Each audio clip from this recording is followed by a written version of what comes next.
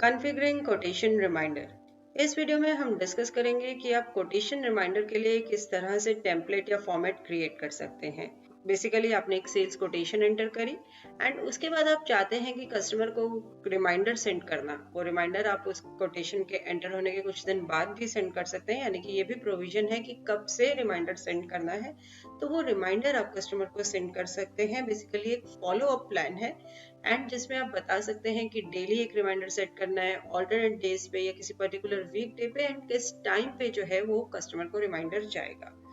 ये एक तरह का फॉलो अप प्रोसेस है, यानी कि आपके पास कोई क्वेरी आई, आपने सेल्स कोटेशन सेल्स का कोड दिया कस्टमर को एंड उसके बाद आप फॉलो अप कर रहे हैं, यानी कि कस्टमर को रिमाइंड करा रहे हैं अबाउट दैट कोटेशन। तो बहुत ही बेनिफिशियल फीचर है। जब ऑटोमेटिकली कस्टमर को रिमाइंडर जाएगा तो वो फर्दर आपके सेल्स के लिए काफी बेनिफिशियल रहेगा। कोटेशन रिमाइंडर सेट करने के लिए हम एड-ऑन्स में कलेक्शन इंजन में गए। यहाँ पे master, template, reminders, quotation reminders, add option में हम गए। सबसे पहले हमने टेम्पलेट का नेम स्पेसिफाई किया। उसके बाद आप मोड बताएंगे कि आप कस्टमर्स को ईमेल सेंड करना चाहते हैं या व्हाट्सएप मैसेज सेंड करना चाहते हैं। यदि आप ईमेल ऑप्शन सिलेक्ट करते हैं तो इनलाइन रिपोर्ट्स एक ऑप्शन यहाँ स्क्रीन पे अपीयर होगी। यदि आप इस ऑप्शन को एनेबल करते हैं तो जो मैसेज है वो as part of email body text जाएगा and not as an attachment, यानी कि एज एन अटैचमेंट नहीं जाएगा। जो भी टेक्स्ट है वो ईमेल बॉडी टेक्स्ट का ही पार्ट होगा। उसके बाद एक विंडो अपीयर होगी जहाँ पे आप यूजर नेम सिलेक्ट करेंगे। इस पर्टिकुलर यूजर की ईमेल कॉन्फ़िगरेशन, जो आपने कॉन्फ़िगरेशन ईमेल कॉन्फ़िगरेशन बिजी में बताई होगी इस यूजर के लिए, वो यूज होगी ईमेल सेंड करने के लिए। देन है CC email ID and BCC email ID. यदि आप इस ईमेल आईडी की कार्बन कॉपी या ब्लाइंड कार्बन कॉपी कुछ आईडीज पे सेंड करना चाहते हैं तो वो आईडीज भी आप यहाँ पे स्पेसिफाई कर सकते हैं, यानी कि along with the email ID जो अकाउंट मास्टर में स्पेसिफाइड है, इन पर्टिकुलर मेल आईडी पर भी मेल चली जाएगी। वापस आते हैं मोड फील्ड पे ही। यहाँ पे यदि आप व्हाट्सएप ऑप्शन सिलेक्ट करते हैं तो देखिए एक ऑप्शन स्क्रीन पे अपीयर हुई, पिक व्हाट्सएप नंबर। इसका मतलब है अकाउंट मास्टर में जो व्हाट्सएप नंबर फील्ड में डेटा स्पेसिफाई किया हुआ है उस नंबर पे व्हाट्सएप मैसेज जाएगा, यानी कि पार्टी में व्हाट्सएप नंबर फील्ड में जो मोबाइल नंबर आपने स्पेसिफाई किया है उस पे व्हाट्सएप सेंड होगा।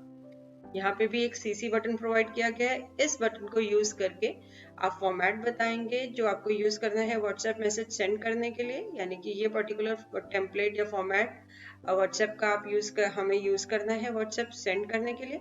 एंड सीसी मोबाइल नंबर, यहाँ पे आप मोबाइल नंबर बता सकते हैं जिन मोबाइल नंबर्स पर अलोंग विद द नंबर जो अकाउंट मास्टर में स्पेसिफाइड है व्हाट्सएप मैसेज चला जाए, यानी कि जो भी नंबर आप यहाँ स्पेसिफाई करेंगे उन पर भी व्हाट्सएप मैसेज जाएगा। उसके बाद है ग्रुप। यहाँ पे आप सिलेक्ट कर सकते हैं कि सभी ग्रुप ऑफ पार्टीज आपको यहाँ पे लोड करनी है, स्क्रीन पे देखनी है, या फिर किसी पर्टिकुलर अकाउंट ग्रुप की। हम यहाँ पे सन्डे डेटर्स ऑप्शन सिलेक्ट करते हैं एंड उसके बाद है सेल्समैन। यदि आप किसी पर्टिकुलर सेल्समैन पर फिल्टर अप्लाई करना चाहते हैं, फॉर एग्जांपल आप चाहते हैं कि जो सेल्समैन आपने सिलेक्ट किया है जिन भी पार्टीज के साथ वो सेल्समैन टैग हो सिर्फ वही पार्टी स्क्रीन पे डिस्प्ले हो, तो आप यहाँ से सेल्समैन सिलेक्ट कर सकते हैं। यदि आप सेल्समैन का फिल्टर अप्लाई नहीं करना चाहते तो आप यहाँ पे ऑल ऑप्शन सिलेक्ट कर सकते हैं। उसके बाद है optional field. Optional field 1 to 10 यहाँ पे प्रोवाइड करी गई है।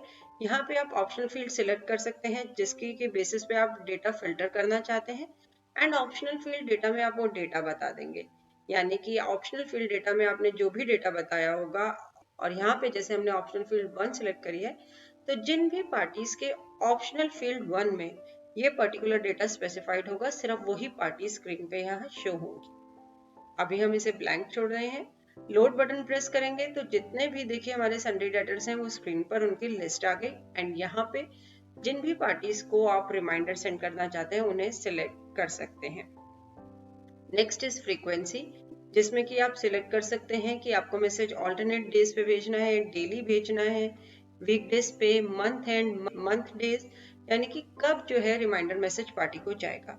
जैसे हमने यहाँ पे ऑल्टरनेट डेज ऑप्शन सिलेक्ट करी एंड देन हम ऑल्टरनेट डेज बताएंगे, लाइक हमने यहाँ पे सिलेक्ट किया Monday, Wednesday and Friday. In days पे पार्टी को एक रिमाइंडर जाएगा एंड देन हम टाइम स्पेसिफाई करेंगे, जैसे हमने यहाँ 11 o'clock स्पेसिफाई किया। मंडे, वेडनेसडे एंड फ्राइडे को 11 o'clock पार्टी को एक मैसेज सेंड हो जाएगा। देन इस डिपार्टमेंट, यहाँ पे आप सिलेक्ट कर सकते हैं कि कौन कौन से डिपार्टमेंट्स को आपको ये मैसेज भेजना है। डिपार्टमेंट से यहाँ पे मतलब है कि जो भी डिपार्टमेंट आपने यहाँ सिलेक्ट करे हैं, एंड अकाउंट मास्टर में उन डिपार्टमेंट्स में जो पर्सन्स हैं उनके जो भी मोबाइल नंबर या ईमेल आईडी है, उन ईमेल आईडीज या मोबाइल नंबर पर भी ईमेल या व्हाट्सएप मैसेज सेंड हो जाएगा। यानी कि जो डिपार्टमेंट्स आप यहाँ सिलेक्ट करेंगे सिर्फ उन्हीं में जो मोबाइल नंबर या ईमेल आईडीज हैं उन्हें ही मैसेज सेंड होगा और किसी डिपार्टमेंट में सेंड नहीं होगा। देन इस बॉडी सेक्शन, यहाँ पे आप मैसेज कॉन्फ़िगर कर सकते हैं जो रिमाइंडर में पार्टी को सेंड होगा। यहाँ पे ऑल्ट डी की यूज करके आप डिफॉल्ट फॉर्मेट लोड कर सकते हैं। आप चाहें तो इस फॉर्मेट में कोई भी चेंजेस कर सकते हैं। ये बिल्कुल इनवॉइस डॉक्यूमेंट प्रिंटिंग कॉन्फ़िगरेशन के जैसा ही है। यहाँ पे आप F4 की यूज करके एक लिस्ट में से भी बिजी फील्ड्स पिक कर सकते हैं। बेसिकली F4 की प्रेस करने पर एक लिस्ट अपीयर होगी जिसमें कि आप फील्ड्स पिक कर सकते हैं जो आप रिमाइंडर मैसेज में इंक्लूड करना चाहते हैं।